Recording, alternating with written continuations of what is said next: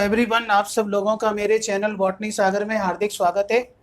आप लोग कैसे हैं? आपकी स्टडी कैसी चल रही है स्टूडेंट्स? आप अच्छे से पढ़ते रहें बस, और मेरे साथ आप जुड़े रहें। इसके साथ साथ आपको टाइम मिलता है, आप ज़्यादा से ज़्यादा रिवीजन लगाएं। क्लियर? मुझे कई बार थोड़ी दिक्कत आ जाती है जिसकी वजह से मैं वीडियो भी अपलोड थोड़ा टाइम से नहीं कर पा रहा हूँ। कोई बात नहीं है, थोड़े दिन की बात है, लेकिन आप लोगों को बिल्कुल बहुत अच्छे से वर्क करना है, मेहनत करनी है। इस टाइम यही टाइम है आपके पास। क्लियर? आज मेरा जो टॉपिक है वो वाटर एब्जॉर्प्शन से रिलेटेड है। Water absorption in the plants मुझे आप करना है, क्योंकि ट्रांसपोर्ट इन द प्लांट्स हम चैप्टर को कर रहे हैं। तो फर्स्टली वाटर की मैं बात करूं, वाटर के बारे में आप अच्छे से जानते हैं कि ये एक मिराकुलस सॉल्वेंट है जो मैक्सिमम सॉल्यूट को अपने में डिसॉल्व करने की एबिलिटी रखता है। ये वाटर है जो लाइफ को सस्टेन कर रहा है। मीन्स आप जानते हैं कि life originated in water and without water life does not exist. Clear? आप किसी भी सेल की बात करें, किसी भी लिविंग सिस्टम की आप बात करें, उसमें मोर क्वांटिटी में वाटर ही आपको मिलना है। ठीक है? इवन कुछ वर्कर्स तो ये कहते हैं कि कोई भी सेल है उसमें 75 to 80% part of cell is water. You know? Clear? और जो एक्वेटिक फॉर्म्स हैं लाइफ की, उन एक्वेटिक फॉर्म्स में तो आप 95% वाटर तक देख सकते हैं। इवन आप एक सिलेंट्रेट्स है, उसके अंदर उसकी बॉडी में आप 99% वाटर को देख सकते हैं। ठीक है? तो वाटर के बारे में आप बहुत अच्छे से जानते हैं। दूसरी बात ये है कि ये रॉ मटेरियल है फोटोसिंथेसिस के लिए। Clear? It provide site for metabolic reactions. इसके बाद में it maintain the shape of the cells. Clear? Cell की शेप को भी मेंटेन रखता है, ये सेल की टर्जिडिटी को मेंटेन करता है। It also help in the opening and closing of the stomata and overall it helps in the growth and development. Clear? यहाँ पर मैं बात करूँ कि it is necessary for seed germination. तो जितनी भी मेटाबॉलिक एक्टिविटीज होनी है उन सब के लिए वाटर वेरी वेरी इसेंशियल होता है। इवन आप ये माने कि एंजाइम की जो एक्टिविटी है वो भी वाटर मीडियम में ही अच्छे से वर्क करती है। तो water is a very very important inorganic compounds. Clear? इसके बाद में और वाटर के बारे में आप क्या समझ सकते हैं? ठीक है, अब मैं यहाँ पे फॉर्म्स ऑफ वाटर की बात करूँ तो वेरियस टाइप की फॉर्म्स में वाटर एग्जिस्ट करता है। क्लियर? कैपिलरी वाटर है, हाइग्रोस्कोपिक वाटर है, ग्रेविटेशनल वाटर है, और केमिकली कंबाइंड वाटर है। Capillary water, water that is present in the pore spaces in the soil particles. ठीक है? सॉइल पार्टिकल्स में, ठीक है, सॉइल पार्टिकल्स के बीच जो पोर स्पेसेस हैं उनके बीच कैपिलरी वाटर प्रेजेंट होता है, and this water is available for the plants. Plants only absorb capillary water.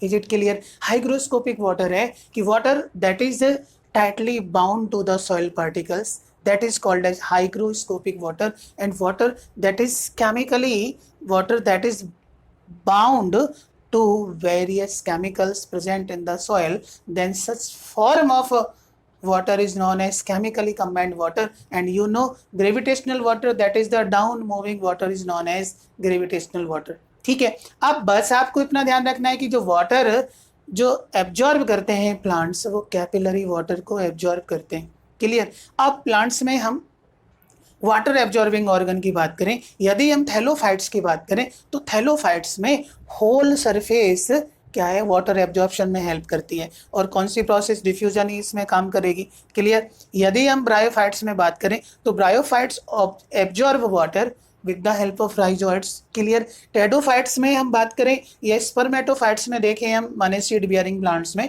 Like gymnosperm, angiosperm, इनके केस की हम बात करें तो यहाँ पर जो वाटर एब्जॉर्प्शन है वो रूट के थ्रू होता है।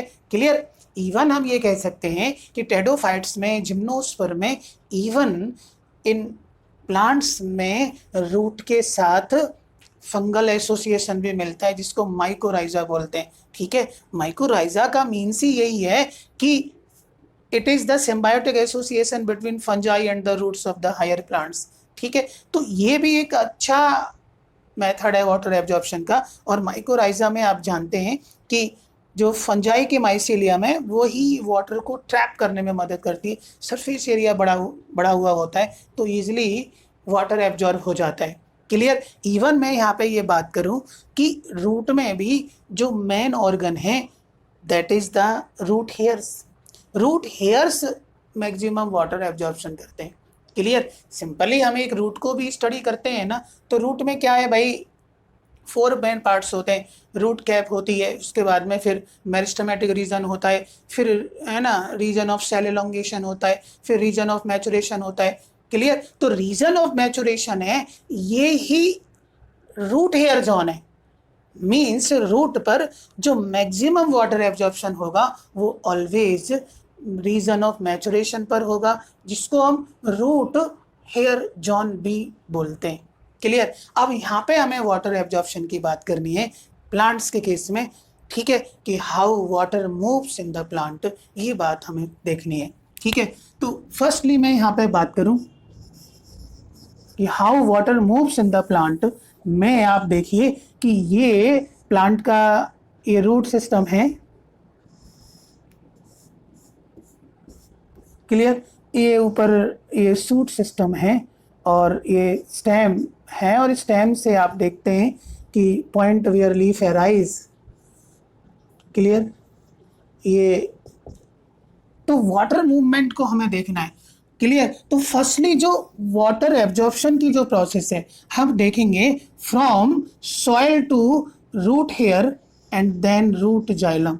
ठीक है, यहाँ पर वाटर एब्जॉर्प्शन हुआ है सॉइल से रूट हेयर के through and finally reach to the root xylem, and then this water moves upward direction.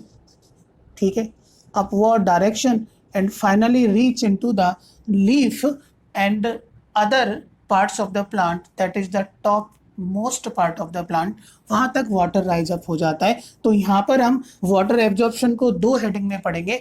एक तो पढ़ेंगे हम कि absorption of water from soil to the root xylem. ठीक है, तो पहला प्रोसेस हम पढ़ेंगे कि absorption of water from soil to root xylem, and second पढ़ेंगे हम कि upward movement of water from root xylem to shoot xylem, and finally water reach at the top of the plant। ठीक है, और इस अपवर्ड मूवमेंट ऑफ वाटर को क्या बोलते हैं, एसेंट ऑफ सैप इसको बोला जाता है। क्या बोला जाता है, एसेंट ऑफ सैप। तो फर्स्ट मैं यहाँ पे बात कर रहा हूँ, कि water absorption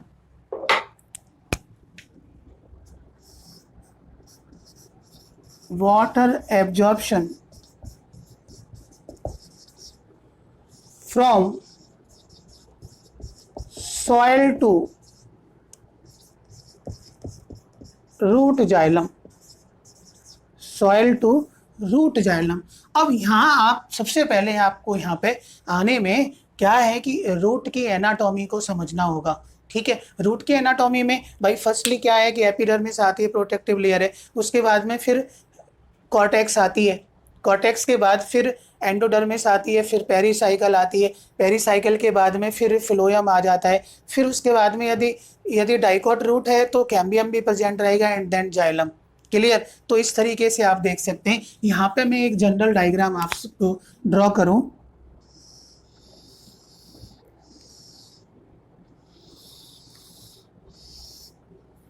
that is the epidermis of the root, also known as epiblema, and these are the appendages of epidermis called as root hair। Main ये एब्जॉर्बिंग ऑर्गन है रूट के अंदर जो वाटर को एब्जॉर्ब करते हैं। इवन क्या है कि जिन प्लांट्स में रूट्स में रूट हेयर एब्सेंट होते हैं वहाँ पर रूट हेयर का जो फंक्शन है that is compensated by the mycorrhiza.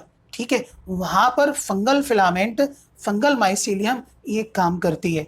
ठीक है, इज इट क्लियर। अब ये एंडोडर्मिस, ये एपिडर्मिस हो गई। एपिडर्मिस के साथ आप जानते हैं कि oval rounded parenchymatous cells are present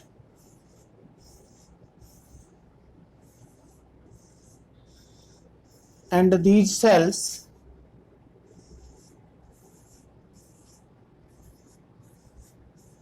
parenchymatous cells, they have intercellular spaces।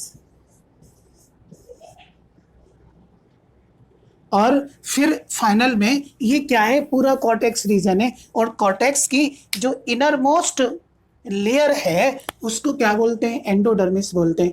उसको क्या बोलते हैं, एंडोडर्मिस बोलते हैं। तो ये आप एंडोडर्मिस ड्रॉ कर सकते हैं। Endodermis that is the innermost layer of cortex is known as endodermis. Clear. अब यहाँ आप इसको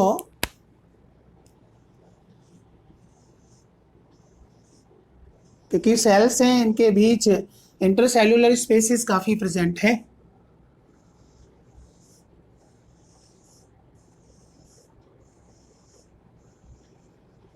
clear.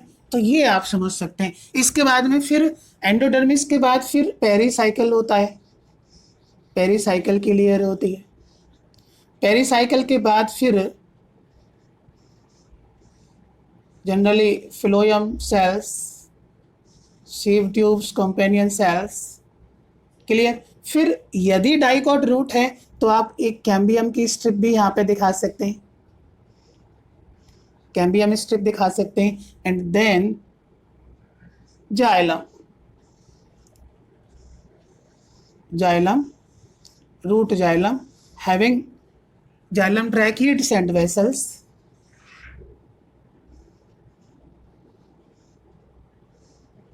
having xylem tracheids and vessels, xylem parenchyma, xylem fibers, all these components। Clear. तो ये आप रूट की एनाटॉमी को देख रहे हैं। क्लियर। अब मैं यहाँ पे वाटर एब्जॉर्प्शन की बात करूं, ठीक है, तो जो वाटर एब्जॉर्प्शन है वो सॉइल से रूट जाइलम तक हमें पहुंचाना है। ठीक है। तो how water moves from soil to root xylem. तो इसमें क्या है स्टूडेंट, दो मैकेनिज्म हम स्टडी करते हैं। ठीक है, दो मैकेनिज्म यहाँ पे स्टडी करते हैं। एक करते हैं एपोप्लास्टिक पाथवे, एक सिम्प्लास्टिक पाथवे। ठीक है। तो दोनों पाथवे के थ्रू वाटर क्या है, एब्जॉर्ब होकर के कहाँ पहुंचेगा, रूट जाइलम तक पहुंचेगा। क्लियर। यदि मैं लेवलिंग की बात करूं तो ये क्या है, एपिडर्मिस है, और रूट के केस में इसको और क्या नाम दे देते हैं हम, एपीब्लेमा बोल देते हैं। क्या बोल देते हैं, एपीब्लेमा। इसके बाद ये काफी लॉन्ग यहाँ पर कॉर्टेक्स रीजन है। ठीक है, ये क्या है, cortex region। This one is the very important layer, that is endodermis, that is endodermis। Clear. अब एंडोडर्मिस यहाँ पर एक चेक पोस्ट है, बायोलॉजिकल चेक पोस्ट है, और इसमें जो सेल्स हैं वो बैरल शेप की सेल होती है, बैरल शेप की सेल होती हैं, और इन सेल के अंदर एक थिकनिंग पाई जाती है। एंड ये थिकनिंग किसकी वजह से होती है, ड्यू टू द सुबेरीन। तो सुबेरीन का यहाँ पे डिपोजिशन होता है।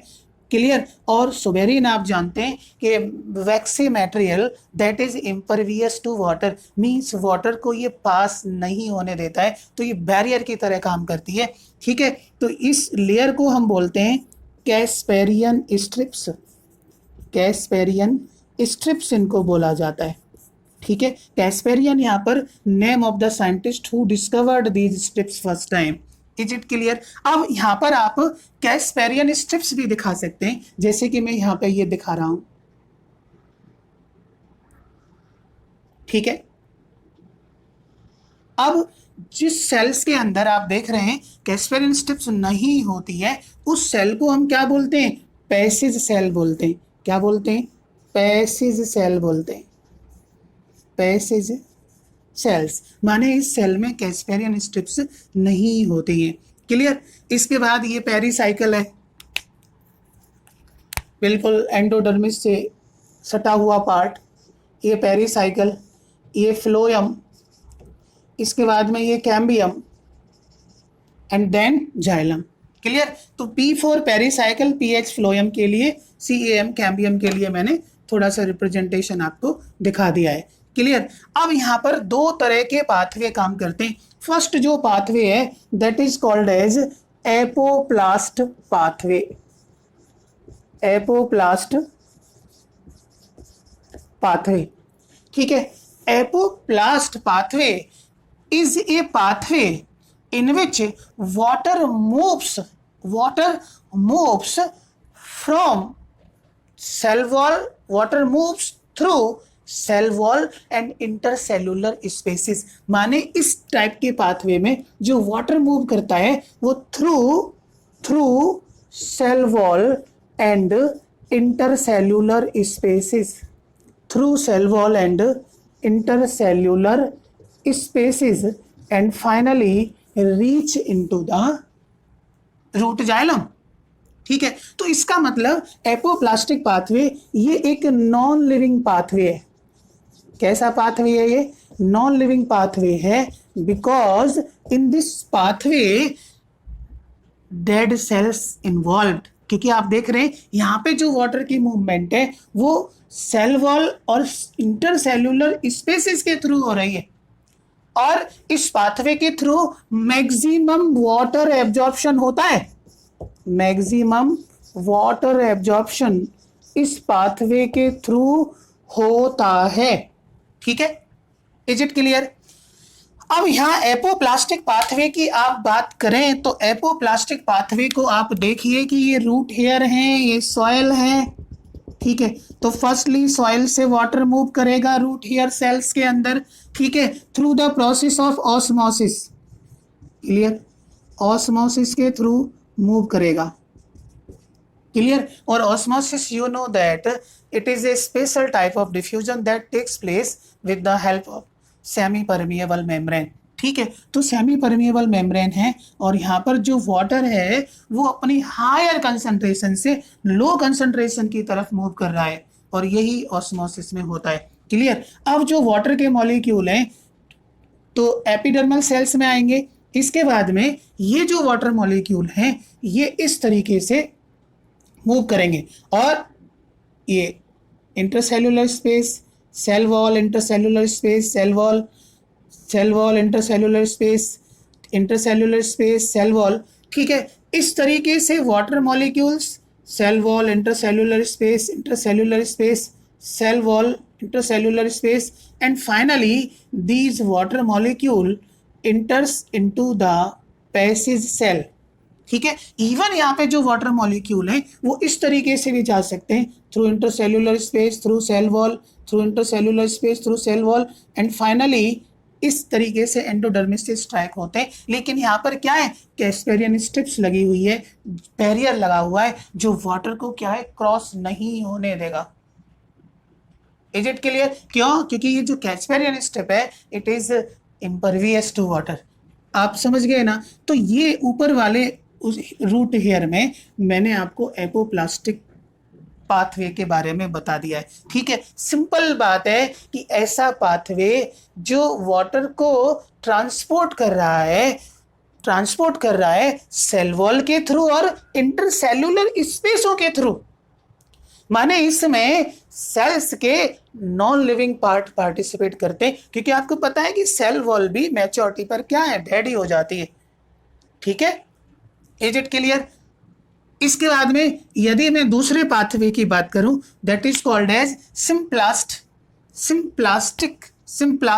Pathway, apoplastic and symplastic. तो दूसरा में यहां पर सिम्प्लास्टिक पाथवे। ठीक है, इस पाथवे में जो वाटर एब्जॉर्प्शन है, इस पाथवे में जो वाटर एब्जॉर्प्शन है वो सेल मेम्ब्रेन को क्रॉस करके होता है। मतलब यहाँ पर सिम्प्लास्टिक पाथवे में water become a component of the cytoplasm of particular cell and it goes from cell to cell through plasmodesmata। Clear? मतलब मैं यहाँ पे यदि ये बात करूँ, दूसरा मैं यहाँ पे एक पेन ले सकता हूँ इस तरीके से। क्लियर? सिम्प्लास्टिक के लिए वाटर सबसे पहले रूट हेयर से एपिडर्मिस सेल में जाएगा, फिर इसके बाद में ये क्रॉस करेगा, ठीक है। किसको क्रॉस करेगा? सेल को क्रॉस करेगा, सेल मेम्ब्रेन को क्रॉस करेगा, इसलिए इसको ना ट्रांस मेम्ब्रेन पाथवे भी बोलते हैं। क्या बोलते हैं? ट्रांस मेम्ब्रेन पाथवे भी बोलते हैं। और ये एक लिविंग पाथवे है। कैसा पाथवे है? ये एक लिविंग पाथवे है, ठीक है। इसमें आप देख सकते हैं कि यहाँ पर जो वाटर एब्जॉर्प्शन है वो क्या है कि सेल को क्रॉस कर रहा है, सेल मेम्ब्रेन को, and it become a part of its cytoplasm, ठीक है। And it moves from cell to cell through plasmodesmata. It moves cell to cell through plasmodesmata and finally reach into the passive cell. Is it clear? तो ये नीचे वाला मैंने आपको symplastic pathway के बारे में बताया है। मतलब ऐसा पाथवे जो सेल मेम्ब्रेन को क्रॉस करता है, and after that this water moves from one cell to other cell through plasmodesmata. And you know that plasmodesmata क्या है कि plasmodesmata cytoplasmic connections between two adjacent cells, ठीक है। तो प्लाज्मोडेस्माटा के थ्रू यहाँ पे क्या है, वाटर मूव करेगा एंड फाइनली ये पैसिव सेल के पास ही जाएगा, क्योंकि बाकी जो सेल्स हैं उनमें कैस्पेरियन स्ट्रिप्स हैं जिनके अंदर एक वाटर बैरियर प्रेजेंट है, that is called as Casparian strips, ठीक है। तो एक टाइप का प्रेशर जनरेट करने के लिए यहाँ पे ये बैरियर का काम कर रही है। इवन क्या है कि मिनरल्स भी मूव्स करते हैं वाटर के साथ साथ, लेकिन मिनरल्स की मूविंग के लिए ऑलवेज क्या है, ये एक्टिव प्रोसेस है, ठीक है। लेकिन यहाँ आप वाटर एब्जॉर्प्शन देख रहे हैं, ठीक है, एपोप्लास्टिक पाथवे की बात कर रहे हैं, तो ये पैसिव प्रोसेस है। Is it clear? लेकिन मिनरल्स की ऑलवेज मूवमेंट होगी तो जनरली ये एक्टिव प्रोसेस ही है। क्लियर? तो यहाँ पर क्या है कि ये एक चेक पॉइंट है, बायोलॉजिकल चेक पॉइंट है, जो मटेरियल्स को, मिनरल्स को, वाटर को पास करती है थ्रू द पैसिव सेल। तो पैसिव सेल की आप समझ सकते हैं कितनी ज़्यादा इंपॉर्टेंस है। तो ये बात आपको ध्यान रखनी है। एक बार किसी भी सॉल्यूट को पास कर दिया पैसिव सेल ने, फिर वो उसको रीइंटर्ड नहीं होने देती है जाइलम से कॉर्टिकल सेल्स में। क्लियर? तो ये बैरियर का काम करती है। Is it clear? तो अब इसके बाद में फिर अब आपको ये बात ध्यान रखना है कि रूट हेयर से लेकर के कॉर्टेक्स तक दोनों तरह के पाथवे इन्वॉल्व हो रहे हैं, एपोप्लास्टिक पाथवे भी और सिम्प्लास्टिक पाथवे भी। लेकिन एंडोडर्मिस में जो वाटर मूव्स करेगा वो always through symplastic pathway, not apoplastic pathway. ये आपको ध्यान रखना है। और इसके बाद में फिर आप अगेन यहाँ पे बात करें कि पैसिव सेल से फिर वाटर दोनों तरह से मूव करेगा, मीन्स एपोप्लास्टिक मैनर के थ्रू भी वाटर जाएगा और सिम्प्लास्टिक मैनर के थ्रू भी वाटर जाएगा, लेकिन after endodermis. Is it clear? तो यहाँ पे जो मैं पहले एपोप्लास्टिक की बात करूँ तो ये जो वाटर है ये cell to cell, cell wall के थ्रू जाएगा, ठीक है, intercellular spaces, cell wall, and finally reach into the root xylem. Clear? इसके बाद में सिम्प्लास्टिक जो मैकेनिज्म है, इसमें वाटर क्या है कि सेल के साइटोप्लाज्म का कंपोनेंट बनता है और इसलिए ये स्लो प्रोसेस है। जो सिम्प्लास्टिक पाथवे है ये एक स्लो प्रोसेस है। क्या है? स्लो प्रोसेस है। Is it clear? जबकि एपोप्लास्ट पाथवे क्या है, ये फास्ट प्रोसेस है और मैक्सिमम वाटर एब्जॉर्प्शन इस प्रोसेस के थ्रू होता है। क्लियर? Is it clear? अब यहाँ पर जो वाटर आप देखेंगे कि सिम्प्लास्टिक मैनर के थ्रू ये सेल मेम्ब्रेन को पार करेगा और उसके बाद में it reach into the root xylem. इस तरीके से आप वाटर एब्जॉर्प्शन को देख सकते हैं। Is it clear? आपकी बात समझ आ रही है? ठीक है। तो अब यहाँ पर जो पाथ है वाटर का, वाटर मूवमेंट का, वो आप देख सकते हैं। भाई सबसे पहले क्या है कि सॉइल से वाटर गया, सॉइल से क्या है, वाटर एब्जॉर्ब हुआ ऑस्मोसिस प्रोसेस के थ्रू, रूट हेयर में पहुंचा, रूट हेयर के बाद में फिर रूट हेयर के बाद फिर कहाँ पहुंचा, रूट हेयर के बाद में फिर एपिडर्मिस के पास पहुंचा, एपिडर्मिस के बाद फिर कॉर्टेक्स में पहुंचा, कॉर्टिकल सेल्स में पहुंचा, कॉर्टिकल सेल्स के बाद फिर एंडोडर्मिस में पहुंचा, एंडोडर्मिस में भी कहाँ, पेसिस सेल के पास, ठीक है। पेसिस सेल से फिर पेरिसाइकल में, पेरिसाइकल से फिर प्रोटोजाइलम, मेटाजाइलम में, and finally it reach to the, ठीक है, रूट जाइलम में, protoxylem, metaxylem, that is the part of xylem. Clear. तो यहां पर आप देख रहे हैं कि जो एपोप्लास्टिक पाथवे, ये non living pathway, symplastic pathway ये लिविंग पाथवे, और इसको ट्रांसमेम्ब्रेन पाथवे बोलते हैं। Clear, is it clear? तो ये आपको ध्यान रखना है।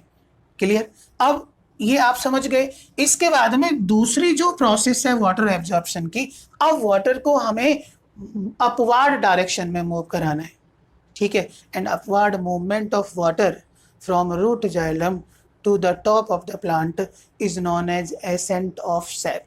क्लियर। तो नेक्स्ट आप यहाँ पे मैकेनिज्म देख सकते हैं, एसेंट ऑफ सैप, ठीक है। सैप मीन्स होता है कि water along with inorganic and organic compounds, उसको हम सैप बोलते हैं कि वाटर के साथ साथ इनऑर्गेनिक और ऑर्गेनिक कंपाउंड प्रेजेंट हो, ठीक है। तो दूसरा आप मैकेनिज्म देखिए, एसेंट ऑफ सैप। दूसरा प्रोसेस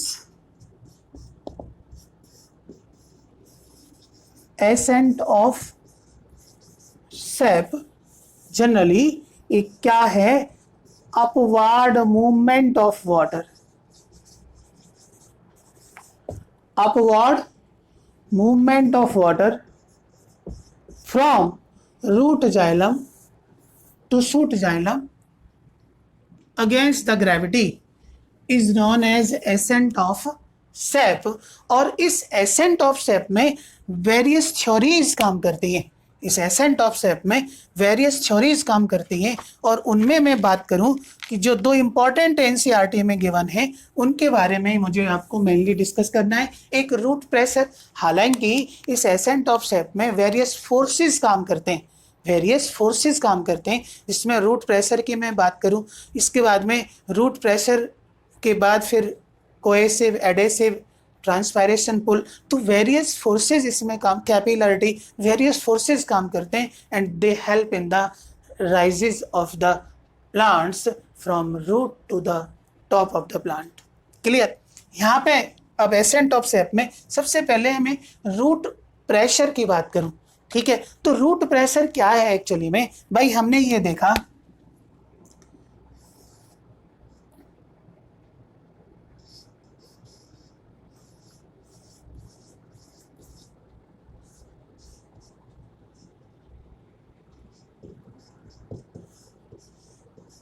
ठीक है, ये रूट हेयर है, तो यहाँ रूट हेयर के थ्रू वाटर एब्जॉर्ब हुआ, लेकिन इस वाटर के साथ साथ क्या है कि डिफरेंट टाइप के आयंस भी क्या है, एब्जॉर्ब हो रहे हैं। इसके बाद में एपिडर्मिस में गया, फिर कॉर्टिकल सेल्स में वाटर गया, and finally it reach into the root xylem,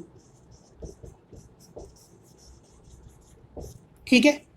तो जनरली क्या है कि ये रूट प्रेशर है, ये क्रिएट क्यों हुआ, ये डेवलप क्यों हुआ, इसके क्या कारण है भाई। नॉर्मली प्लांट्स में क्या है कि वाटर एब्जॉर्प्शन चलती रहती है, ठीक है, लेकिन वाटर एब्जॉर्प्शन चलती रहे, है ना, लेकिन वाटर रिलीजन भी तो जरूरी है ना, क्योंकि जितना वाटर एक प्लांट एब्जॉर्ब करता है उस वाटर का 1% ही मेटाबॉलिक एक्टिविटीज में, फोटोसिंथेसिस में प्लांट एब्जॉर्ब करते हैं, बाकी जो वाटर है वो ट्रांसपीरेशन के थ्रू बाहर हो जाता है, रिमूव हो जाता है, ठीक है। ट्रांसपीरेशन के थ्रू क्या है, रिमूव हो जाता है पूरा का पूरा वाटर। लेकिन वो कंडीशन क्या होगी कि जब ट्रांसपीरेशन नेग्लिजिबल हो या ट्रांसपीरेशन हो ही ना, तब क्या होगा, ठीक है। तो हम ये कह सकते हैं कि जो रूट प्रेशर है ये दो ही कंडीशन में डेवलप होता है। एक तो ये है कि मीडियम में वाटर की अवेलेबिलिटी हो और ट्रांसपीरेशन मिनिमम हो, नेग्लिजिबल हो, या फिर हो ही ना, तब ये रूट प्रेशर जनरेट होता है, ठीक है। अब क्या है कि ये दो कंडीशन में, एक तो ये है कि availability of water in the medium, availability of water in the medium, medium में वाटर की अवेलेबिलिटी बनी रहे, क्योंकि वाटर अवेलेबिलिटी रहेगी तभी तो वाटर एब्जॉर्प्शन होगा। Is it clear? अब वाटर तो एब्जॉर्ब होता जा रहा है कंटिन्यूअस वे में, लेकिन कहीं निकल नहीं रहा है, ठीक है, रिलीजिंग पॉइंट कहीं नहीं है। क्यों? क्योंकि स्टोमेटा भी डे टाइम में ही ओपन होते हैं, नाइट में तो मेनली प्लांट्स में क्या है, क्लोज हो जाते हैं। तो ये फिर वाटर कहाँ जाएगा, ठीक है। यही इसी वाटर की वजह से फिर एक प्रेशर जनरेट होता है, एक हाइड्रोस्टैटिक प्रेशर जनरेट होता है रूट जाइलम में, जिसको हम रूट प्रेशर बोलते हैं, ठीक है। तो रूट प्रेशर क्या है कि it is a hydrostatic pressure create in the cortical cells due to continuous absorption of water by root hair and transpiration is negligible. मतलब दूसरा पॉइंट ये हम ये कह सकते हैं कि ट्रांसपीरेशन इज नेग्लिजिबल, नेग्लिजिबल या मिनिमम, ठीक है। तो इन दो कंडीशन में रूट प्रेशर जनरेट होगा। भाई सीधी सी बात है, आप एक बात देखिए कि कोई भी एक हमने हर्बेसियस प्लांट लिया, क्लियर, इसका रूट सिस्टम है, और इस हर्बेसियस प्लांट को हमने कुछ डिस्टेंस ऊपर से कट कर दिया, इसकी स्टेम को कट कर दिया, लेकिन मीडियम में वाटर पूरी तरीके से अवेलेबल है, मीडियम में क्या है, वाटर अवेलेबल है, ठीक है, कंटिन्यूअस एब्जॉर्ब कर रहा है रूट जाइलम। तो यहाँ पे क्या है कि root xylem create a pressure that is root pressure. तो ये रूट जाइलम क्या है कि थोड़ा सा वाटर को ये क्या है, अपवर्ड डायरेक्शन में मूव करा देगा, ठीक है। अब हमने यहाँ पे क्या है, इसी स्टेम को कट कर दिया है ऊपर से, तो यहाँ स्टेम के साइड से आप देखेंगे कि आपको वाटर ड्रॉपलेट्स नजर आएंगे, means water is oozes out, water is oozes out, ठीक है। तो ये वाटर की ऊजिंग आपने जो देखी है, ये किसकी वजह से, it is root pressure, root pressure की वजह से ये आप देख सकते हैं। मतलब क्या है कि रूट प्रेशर इतना सफिशिएंट तो है कि कुछ हर्बेसियस प्लांट में कुछ डिस्टेंस तक ये वाटर को राइज अप कर सकता है, लेकिन लॉन्ग जो प्लांट्स हैं उनके अंदर रूट प्रेशर इज अनेबल, ठीक है। रूट प्रेशर वहां पर वाटर को क्या है, ऊपर तक पहुंचाने में हेल्प नहीं करेगा। Is it clear? ये बात आपकी समझ में आ रही है ना? तो यहाँ जो रूट प्रेशर है, ठीक है, इसकी वजह से एक्चुअली में हम देखते हैं कि कुछ प्लांट्स हैं उनकी लीफ में अर्ली मॉर्निंग ड्रॉपलेट्स हमें नज़र आती हैं, ठीक है, कुछ पानी की बूंदें नज़र आती हैं। तो वो किसकी वजह से आती हैं पानी की बूंदें अर्ली मॉर्निंग या मिड नाइट? तो एक्चुअली में ये फिनोमेना गटेशन होता है, ठीक है। तो गटेशन और ब्लीडिंग, दूसरा ब्लीडिंग है। ब्लीडिंग में क्या है कि जब हम किसी भी प्लांट्स में कट लगाते हैं तो उस कट पार्ट से जो सैपेट ओजेज आउट कंटिन्यूअसली, तो both these process maintained by the root pressure. Is it clear? मेरी बात आप समझ रहे हैं ना? तो गटेशन और ब्लीडिंग दैट इज एक्सुडेशन, दोनों फिनोमेना रूट प्रेशर की वजह से क्या है, जनरेट होते हैं, क्लियर। तो रूट प्रेशर की वजह से, रूट प्रेशर की वजह से दो फिनोमेना हम देखते हैं, एक गटेशन है और एक ब्लीडिंग है, जिसको हम क्या बोलते हैं, एक्सुडेशन। क्या बोलते हैं, एक्सुडेशन बोलते हैं। अब गटेशन क्या है कि guttation the phenomena of loss of water in the form of water droplets at the margin of the leaves is known as guttation. Generally क्या है कि जैसे मैं यहां बात करूं कि ये कोई प्लांट है और इसका ये लीफ है, ठीक है, तो लीफ के मार्जिन पर, ठीक है, लीफ के मार्जिन पर ये स्मॉल ओपनिंग प्रेजेंट होती है और इन स्मॉल ओपनिंग को हाइडेथोड्स बोलते हैं। हाइडेथोड्स, हाइडेथोड्स इन ओपनिंग को बोला जाता है, जिसके थ्रू ये वाटर जो ड्रॉपलेट्स हैं वो निकलती हैं, ठीक है। क्यों निकलती है? क्योंकि ट्रांसपीरेशन क्या है, नाइट में होता ही नहीं है, इसलिए जो गटेशन की प्रोसेस है वो मिडनाइट या अर्ली मॉर्निंग देखी जाती है। मेरी बात आप समझ रहे हैं ना? Is it clear? तो लीफ मार्जिन पर वाटर ड्रॉपलेट्स की जो प्रेजेंस है दैट इज द गटेशन उसको बोला जाता है। और इस गटेशन के अंदर मेनली क्या है कि जो वाटर है वो प्योर नहीं होता है, ठीक है। तो guttated water is impure due to the presence of various type of inorganic and organic compounds, ठीक है, जो वाटर के अंदर डिसॉल्व होते हैं। Is it clear? गटेशन आपकी समझ में आया, ठीक है। और गटेशन मेनली कब होगा? ये मिडनाइट में होगा और अर्ली मॉर्निंग होगा। ये मिडनाइट होगा और अर्ली मॉर्निंग होगा। या फिर हम ये कह सकते हैं कि जो guttation best takes place just before sunrises, ठीक है, सनराइजेस, ठीक है, सनराइजेस से पहले ही थोड़ा सा, है ना। इवन मॉर्निंग में स्टोमेटा को थोड़ा खुलने में टाइम लगता है, ऐसा नहीं है कि सुबह सुबह ही अर्ली मॉर्निंग स्टोमेटा ओपन हो जाते हैं, ठीक है। मेरी बात आप समझ रहे हैं ना? तो गटेशन है वो reduces excess of water from the plant body, excess of water from the plant body. Is it clear? तो ये गटेशन आपकी समझ में आ गया। इसके बाद में दूसरा जो फिनोमेना है जो इस पर बेस्ड है वो ब्लीडिंग में आपको बोल रहा हूं। और ब्लीडिंग क्या है कि the removal of sap from injured part of the plant due to root pressure is known as bleeding. Commercially आप देखते हैं कि रबर प्लांट से हम रबर एक्सट्रैक्ट करते हैं तो रबर प्लांट पे कट लगाते हैं और कट से जो वाटर है, जो सैप है, वो कंटिन्यूसली यूजेज आउट, ठीक है। और उसको हम कॉमर्शियल रबर बनाने के लिए उसका हम काफ़ी यूज करते हैं। इसके बाद में टोडी पाम आप ये मान लीजिए कि पूरे डे में ये 50 लीटर्स के करीब वाटर क्या है ओजेज आउट कर देता है, ठीक है ना। लेकिन ये बात ध्यान रखना है आपको कि जो रूट प्रेशर है ये हर्बेसियस प्लांट में ही एप्लीकेबल है, ठीक है, जो कुछ डिस्टेंस तक ही वाटर को क्या है राइज अप करा सकता है।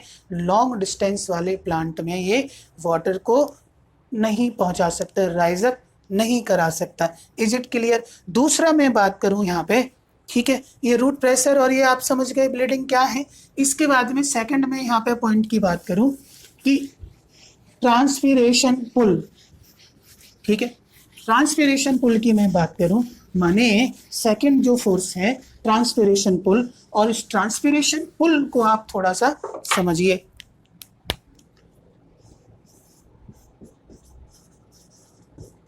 ट्रांसपीरेशन पुल, इवन एक आप बात ये देखिए कि रूट प्रेशर, ठीक है, रूट प्रेशर थ्योरी इसको इवन फॉर्मुलेट किया था प्रिस्टले ने, क्लियर। अब ये ट्रांसपायरेशन पुल थ्योरी है जिसको डिक्सन एंड जॉली ने दिया था। इवन ये थ्योरी ट्रांसपायरेशन पुल पर बेस्ड है, ठीक है, ट्रांसपायरेशन पुल। और ये मैं अभी आपको थोड़ा बता रहा हूं। इवन क्या है कि जो ट्रांसपायरेशन पुल है सेकंड फोर्स है, ये एक सक्शन प्रेशर है, ठीक है, जो वाटर कॉलम्स को क्या है खींचता है, क्लियर। अब यहाँ पे देखिए कि ट्रांसपीरेशन जो पुल थ्योरी है इसी को ट्रांसपीरेशन पुल थ्योरी करके मॉडिफाई कर देते हैं। और ये डिक्सन एंड जॉली ने इसको दिया था, डिक्सन एंड जॉली ने इसको दिया था।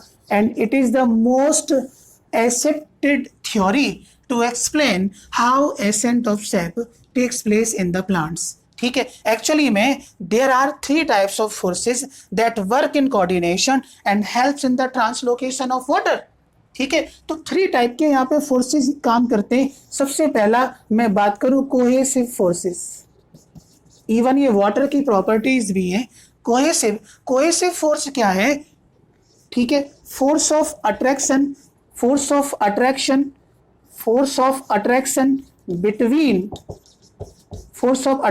बिटवीन द सेम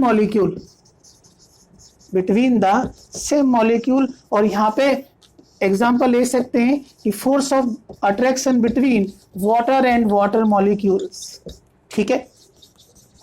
इसके बाद में सेकंड यहाँ पे बात करें हम एडहेसिव फोर्सेस। एडहेसिव फोर्सेस क्या होते हैं? फोर्सेस ऑफ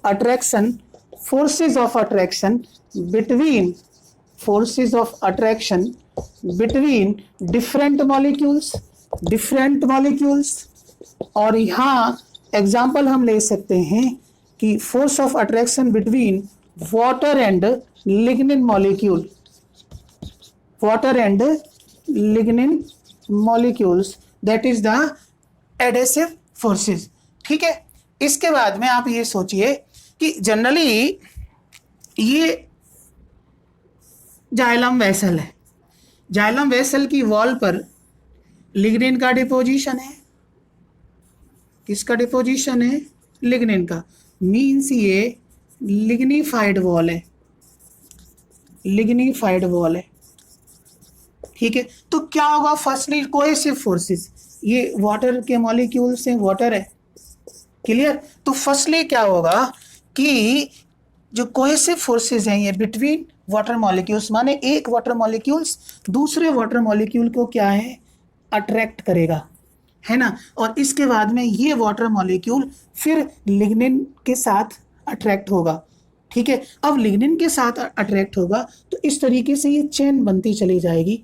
ठीक है, चेन बनती चली जाएगी and finally water column is formed, finally water column is formed, finally water column is formed.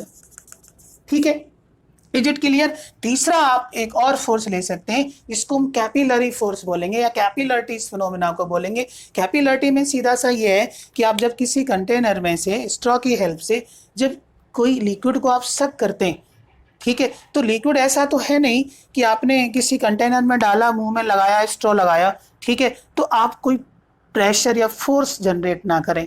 ठीक है, करना पड़ेगा, अपने आप कभी वाटर राइज अप नहीं होगा।